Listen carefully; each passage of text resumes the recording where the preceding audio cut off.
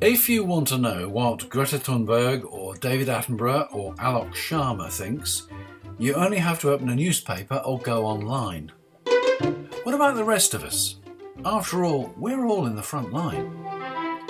I've collected a few comments.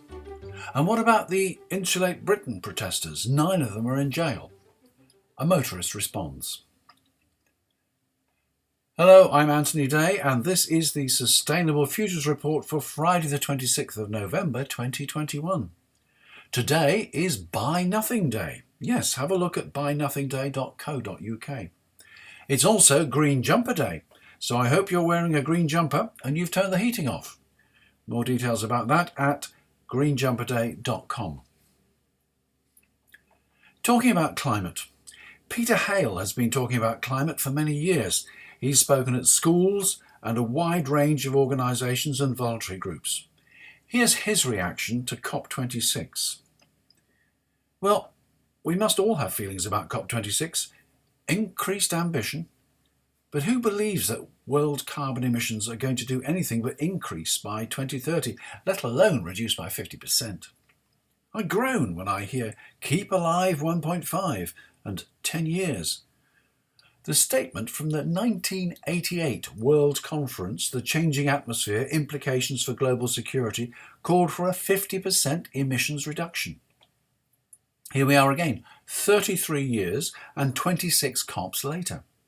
Emissions during that time have increased around 60%.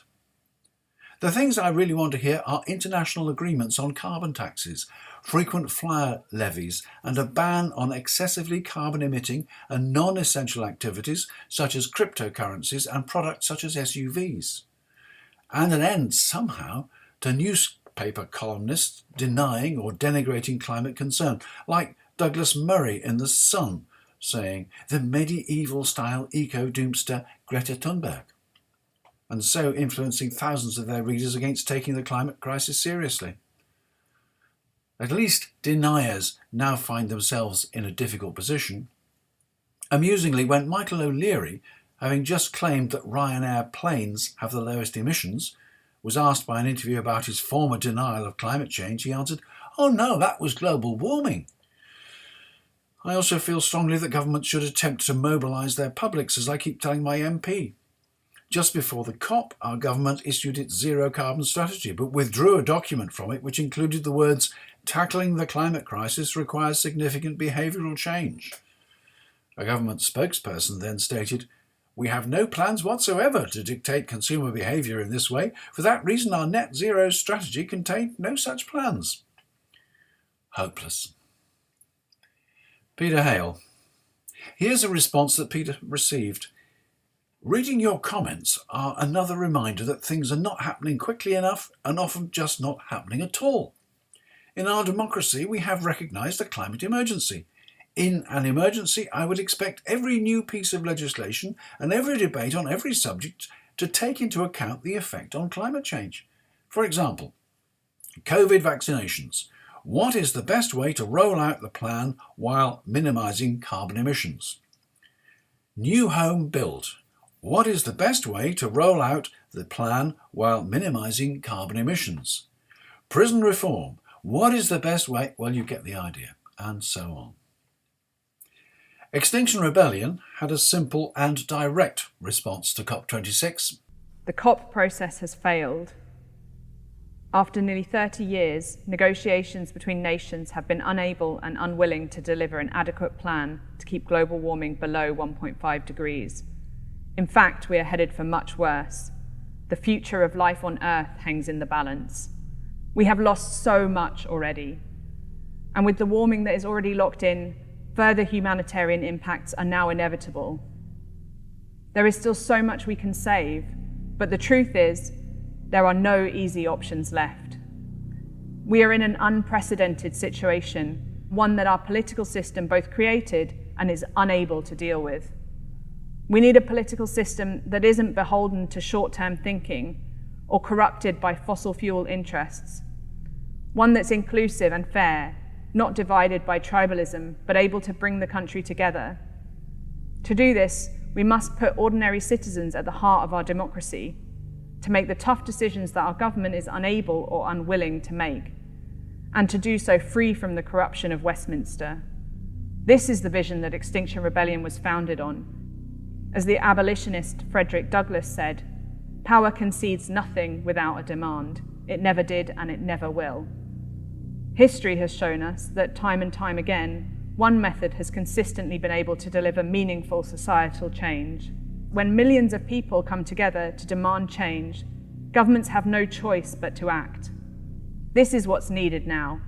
Let's do what works: prolonged, disruptive, non-violent civil resistance.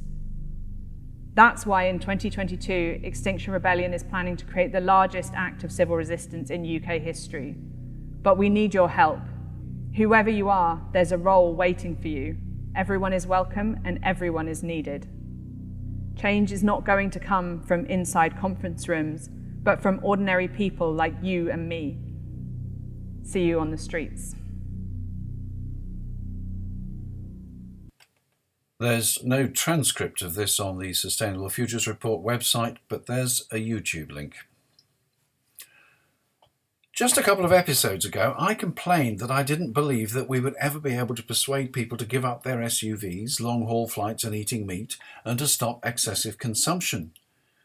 Back in 1973, E.F. Schumacher published Small is Beautiful, a study of economics as if people mattered. In it, he warns that while people don't miss what they've never had, they'll fight to keep what they've already got. Listener Carol Dance lives in Australia, and she's been involved in the movement opposing the Adani coal mine in Queensland. She picked me up on my suggestion that people would never give up consumption. "We love your podcasts." I had to get that bit in. "Just a thought though, I disagree that people generally want to buy the latest car, fridge, whatever. No, I say, no, no, no. Recalling my generation's planned obsolescence campaigns, I just had a quick search and found groups sprucing similar campaigns. There are no shop days and complaints about a device bought last year having to be replaced this year. I have dresses I've worn for 20 years. I have a car that's 12 years old. In fact, I demand a car that will last that long. Most of my friends are the same. My pots and pans are 40 years old and don't need replacing. And so it goes. Most people do not want to waste time shopping and want things to last."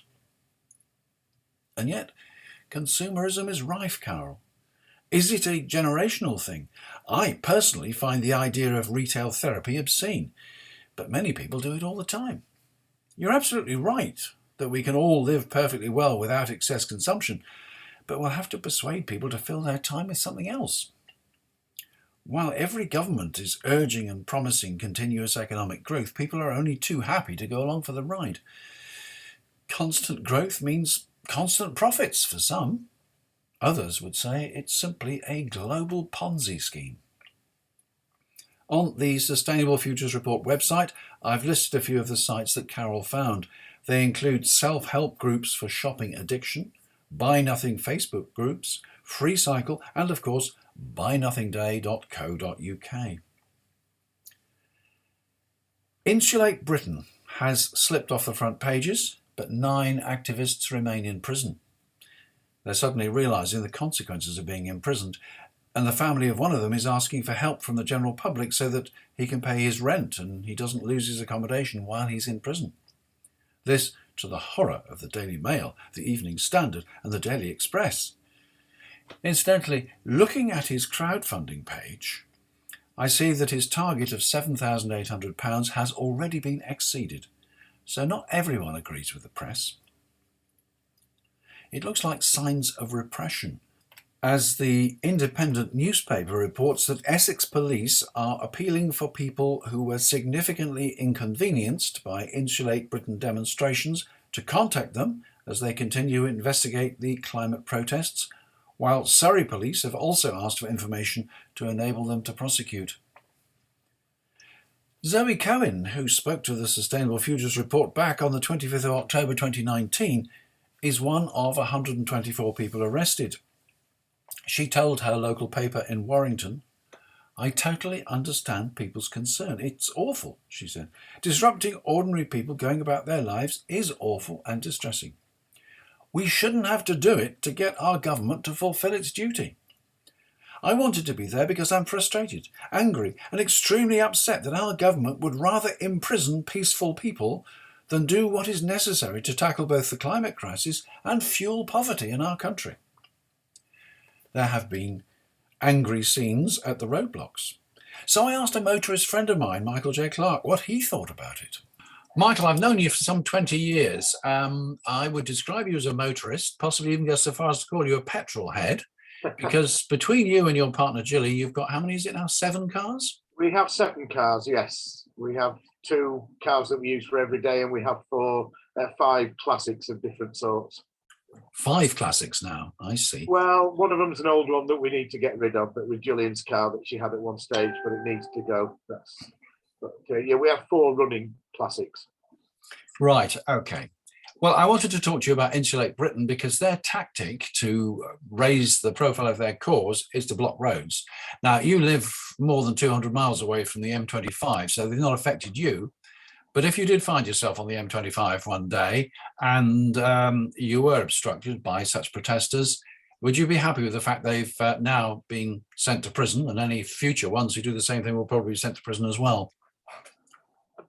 There's two parts to that. Can I answer it as? First of all, no, I probably wouldn't be happy if I was delayed on the road, and it would make me a little, yes, unhappy, shall we call it. However, when we talk about sending people to jail for it, I understand what the cause is. Well, I do to some extent, although to be fair, I don't really fully understand what Insulate Britain are actually trying to achieve.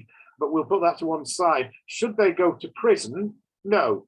And I'll give you the reason why I say no. Yes, they've broken the law, but a lot of people break the law. I'm a petrol head. I break the law quite regularly because I go over the speed limit on the motorway. And maybe at some point I could be put to jail, but I've broken the law. But my reasoning for saying no is, as we have seen down the years with demonstrations and causes, when you send people to jail, you create what we call martyrs. And martyrs then bring other people to the cause. And so rather than actually making people desist, they are actually inflaming the situation. And I mean, by the government, is inflaming the situation and actually making it worse because more people will flock to the cause in some ways. However, whether it's actually going to achieve its aims or not, that's a question I am dubious about, but that's a separate matter. But on to the question of should they go to jail, my answer would be no. All right, okay. Well, they're not targeting motorists. They are affecting motorists, but they're not targeting motorists because their demand is that we should stop wasting vast amounts of energy by wasting vast amounts of heat in our national housing stock, which is very, very poorly insulated. Right. But it's all part of the movement towards net zero, towards protecting the planet and protecting the environment. So cars are in the frame, and you know that no new diesel and petrol cars will be sold after 2030. How do you view driving an electric car? Have you any plans to change your everyday cars for electric? No, not at this moment. I'll just continue. When it gets to that date, I'll make sure I buy something secondhand, probably a year beforehand or 6 months beforehand, that hopefully will then keep me going until I'm no longer able to drive due to old age. In my case, that is nothing that I've got nothing against electric cars as such. If there was proven that it was able to operate an electric car in the same way you can operate a diesel or a petrol car, then I would be a lot more towards it. But I actually have, people don't seem to, I'm taken as a petrol head, but I actually do think about the environment, and I have questions, big questions, which I put down in my own blog as to whether electric cars and the whole everything around it, is it actually as eco-friendly as what it's made out to be? I have big questions over that. I have big questions over how do we actually do it practically and how do we do it going forward. because there are a lot of questions that haven't been answered, and I'm not totally convinced yet that that is the route that we should be going. I think there are other routes that should be explored, and I question why are those other routes not being explored as much as going down the electric car route. I think we should discuss that separately. I mean, that could go on and on, Yeah. and I agree with you. There's a lot of points, but Michael, thank you for that. That's very interesting. A reasoned, rational response. And Michael J. Clarke's blog is called Not Your Average Bean Counter, and you'll find a link on the Sustainable Futures Report website. Those of you listening in the UK may have caught a Channel 4 Dispatches programme this week about electric cars. They highlighted continuing problems, and that's an issue we will return to in the future. Meanwhile, the Insulate Britain rebels are still in prison. Will the protesters go away, or are we creating martyrs? The fact that last Saturday Lambeth Bridge was blocked in solidarity with those in prison seems to suggest the answer.